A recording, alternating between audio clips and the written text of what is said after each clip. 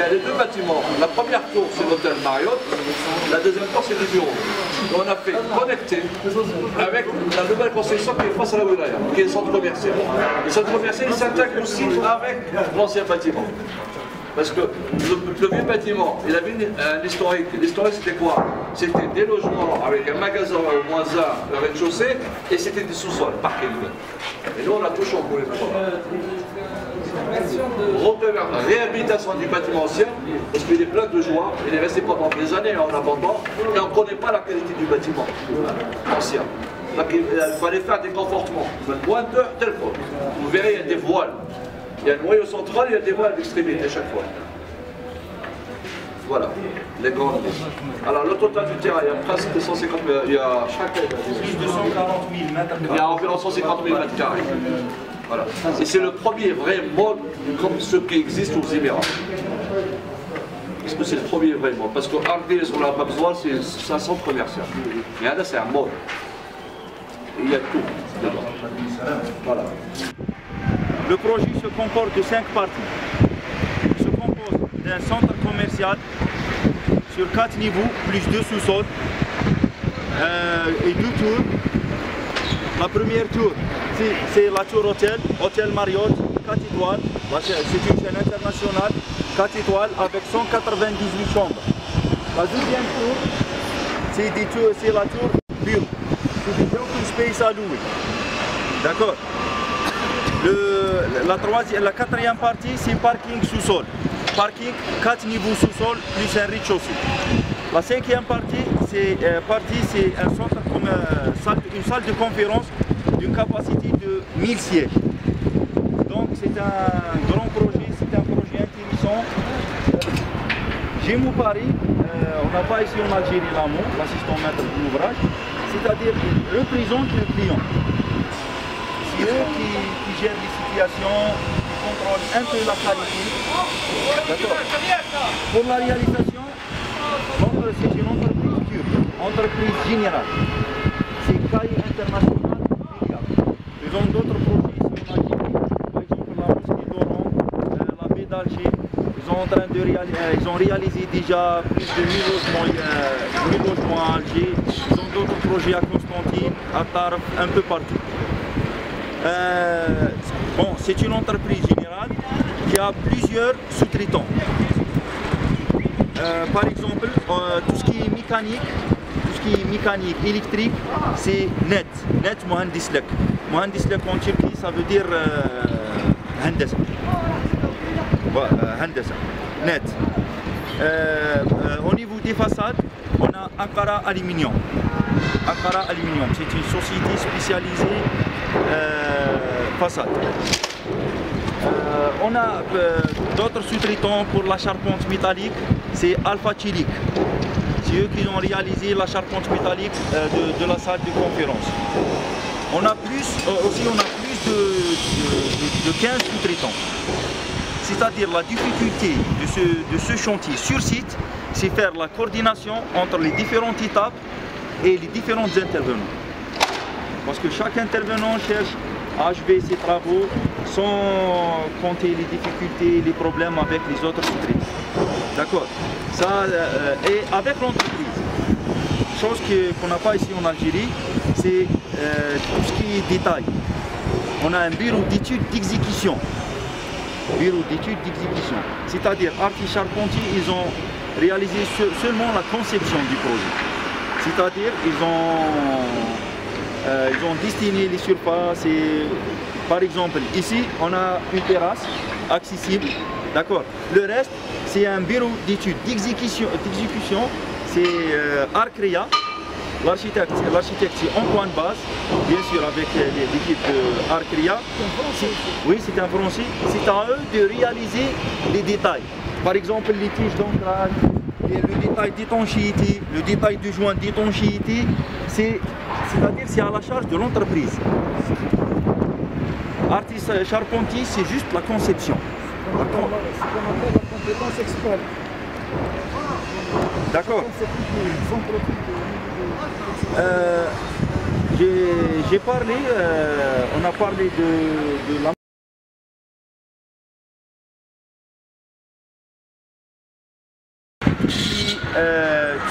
relation avec la sécurité, c'est-à-dire l'évacuation des gens, le coupe-feu et tout ça. Heureusement, on a la Direction Générale de Protection Civile, on a des ingénieurs et des architectes là-bas qui sont compétents, qui suivent bien les normes et tout ça. Par exemple, je vous donne un exemple. Avant de commencer la conception de n'importe quel projet, il faut d'abord connaître la classification de ce projet. La classification. Si on vient classer ce projet, on n'a pas une seule classification. Par exemple, on a ici le centre commercial. Le classement c'est ERP, équipement recevant du public.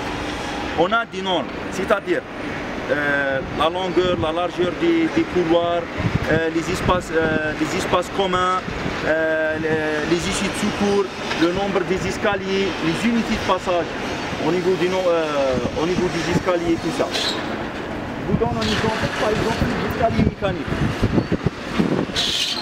Alors, on va voir tout ça. Par exemple, ces escaliers mécaniques, c'était pas prévu d'implanter un escalier métallique. C'était pas prévu d'implanter un escalier mécanique là-bas. Mais c'est les normes qui exigent la pose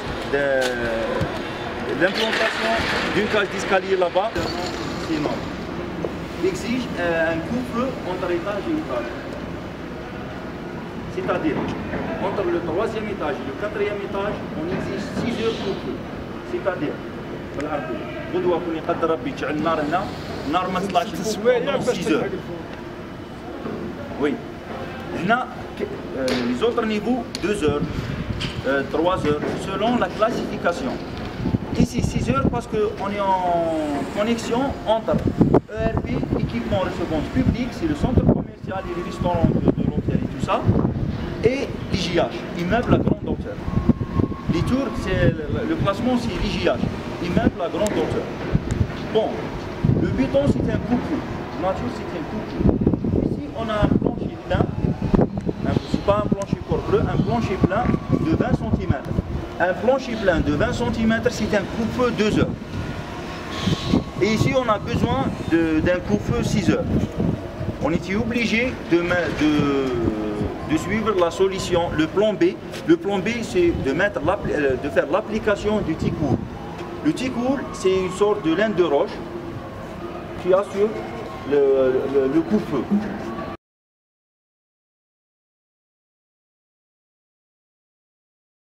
Entre 10 et 15. D'accord. La première étape, c'est dégarnir les extrémités des poutres. Dégarnir cette partie. Atteigne les barres de ferraille. Oui. À l'aide d'un marteau-piqueur, atteigne les barres de ferraille. Ça, c'est la première étape. La deuxième étape, c'est faire un ferraillage ici, des barres 8. Bon, la section des barres, ça change selon les étages, d'accord? C'est un cadre qui... Voilà, un cadre qui couvre, voilà, qui relie les deux poutres. On a d'autres barres filantes ici, la création des barres filantes. Le même système des nervures, d'accord? Et après on coule. On met bien sûr le coffrage. Et on coule toute cette partie. Ça, c'est la première étape. La deuxième étape, le percement. On perce le plancher plein, ici. D'accord?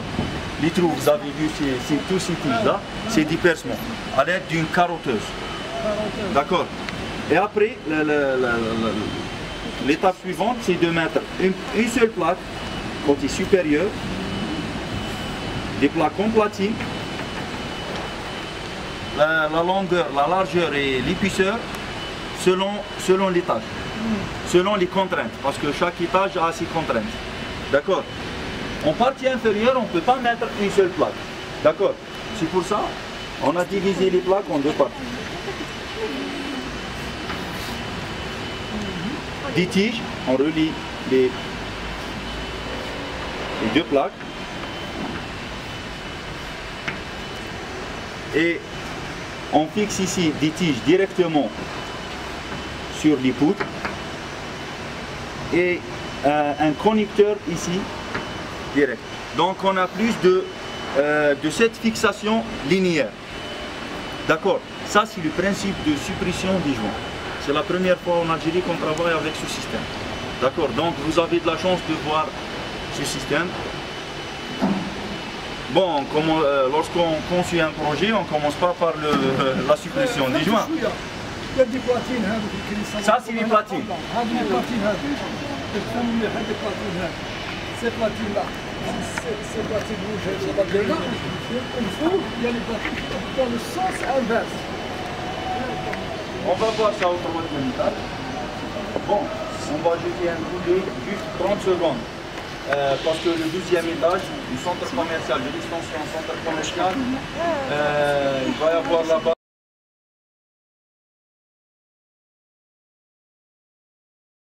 des extensions de balcons pour des raisons de conception, élargissement des surfaces et tout ça. Donc la solution c'est de mettre des consoles métalliques, des IPE 270, d'accord, IPE 270, IPE 300, TFC c'est tissu fibre de carbone.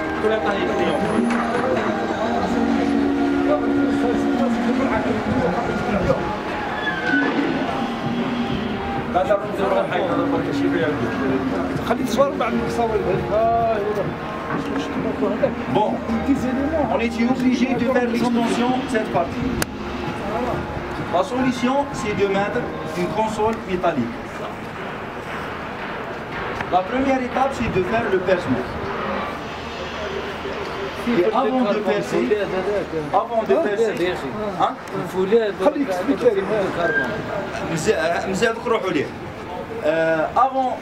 Avant de percer, il faut d'abord contrôler la qualité du béton de la poutre. D'accord. Il faut assurer que la poutre supporte le poids des bacs, de l'extension. D'accord. Ça, c'est la première étape. La deuxième étape, c'est vérifier l'emplacement des barres de ferraille dans la poutre. C'est-à-dire, le percement ici, les barres, par exemple, les barres elles sont là. La distance minimale à respecter par la partie basse. Voilà, oui. Ici, on a minimum 5 cm. Ah, ça. Voilà, ici, on a 5 cm. Par exemple, ici, il faut qu'on contrôle l'emplacement des barres de ferraille. Il ne faut pas couper les barres de ferraille existantes. Surtout la partie inférieure. D'accord. Et après, la pose des 2 plaques.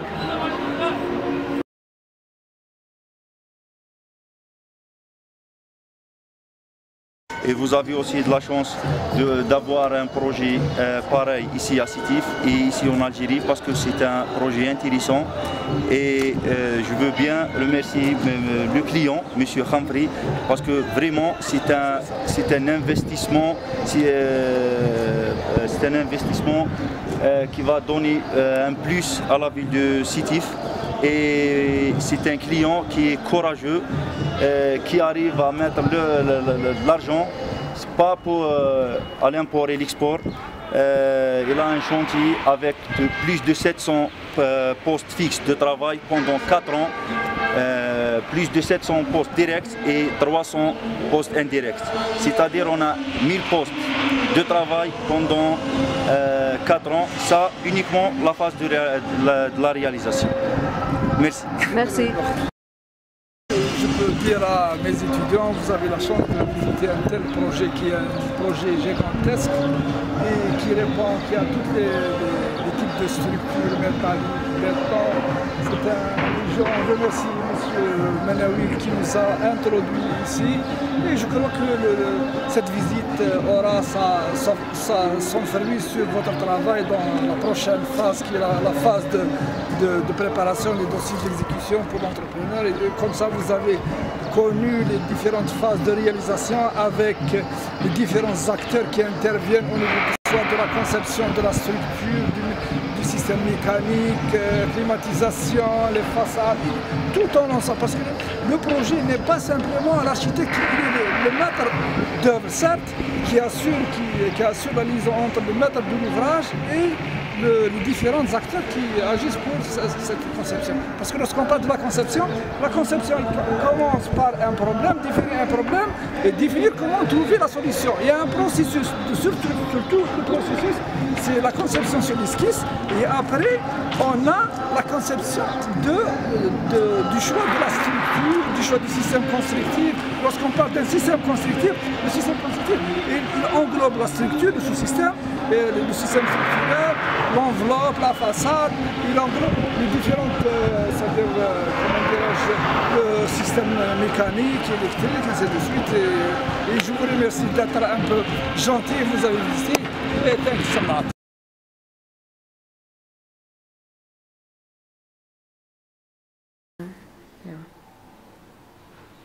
Bonjour, je m'appelle Alper. Je suis ingénieur en génie civil. Depuis 2 ans, je suis ici, je travaille ici, sur ce chantier. Je suis responsable de l'achat de matériel, de technique, tout. Je vais expliquer un peu du projet. C'est, comme vous connaissez, Sétif Park Mall. Il y a 2 tours. Un tour pour Hôtel Marriott, un tour pour bureau. Et il y a des centres commerciaux, 5 étages, avec hypermarchés, espaces comme ça. Après, il y a un autre bâtiment, parking et conférence hall. Salle de conférence, oui, c'est ça. J'espère que, ou bien on espère que, de finir ce projet fin d'année. Et après, je pense que Sétif va avoir un très bon projet, centre commercial, complexe, comme ça. C'est ça, qu'est-ce que je veux dire. Merci. Hello, my name is Nadir Yıldız. I'm civil engineer in the project. I'm responsible for the progress payments to be received from the client every month. And the project is formed of 2 towers. One is office tower, one is hotel tower, and also a shopping mall which consists of 5 floors, and also parking area and conference hall on it. And that's it. Thank you. What do you work in this project? I'm responsible for the progress payments of the company to be received from our client, Mr. Humphrey, and I calculate the quantities of the works every month, and I put them in the situation to get money from the client, and we do it every month regularly. What do you think about the project? What do I think about the project? The project is, of course, very difficult because there is an existing building, and to make it better, we should make so much effort. And the dimensions of the existing buildings, concrete, are not good enough, so it is the biggest problem in the project. Yeah, but in the end, it's very interesting. Yeah, it's very interesting for Sétif, I think. Yeah. And there is no any other project like this, I think, here. And there is one more project in front of our chantier, but it's not as big as here. So that's why I think it is the biggest project in Sétif ever. Thank you very much.